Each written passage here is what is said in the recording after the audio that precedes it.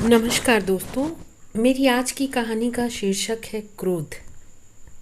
एक पति ने अपनी गुस्सैल पत्नी से तंग आकर उसे कीलों से भरा एक थैला देते हुए कहा, तुम्हें जितनी बार क्रोध आए तुम थैले से एक कील निकालकर बाड़े में ठोक देना।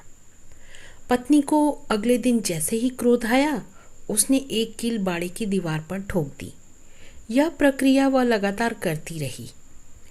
धीरे धीरे उसकी समझ में आने लगा कि कील ठोकने की व्यर्थ मेहनत करने से अच्छा है कि अपने क्रोध पर नियंत्रण कर लिया जाए, और क्रमशः कील ठोकने की उसकी संख्या कम होती गई। एक दिन ऐसा भी आया कि पत्नी ने दिन में एक भी कील नहीं ठोकी। उसने खुशी खुशी यह बात अपने पति को बताई। वे बहुत प्रसन्न हुए और कहा, जिस दिन तुम्हें लगे कि तुम एक बार भी क्रोधित नहीं हुई, ठोकी हुई कीलों में से एक कील निकाल लेना। पत्नी ऐसा ही करने लगी। एक दिन ऐसा भी आया कि बाड़े में एक भी कील नहीं बची। उसने खुशी खुशी यह बात अपने पति को बताई। पति उस पत्नी को बाड़े में लेकर गए और कीलों के छेद दिखाते हुए पूछा, क्या तुम ये छेद भर सकती हो? पत्नी ने कहा, नहीं जी।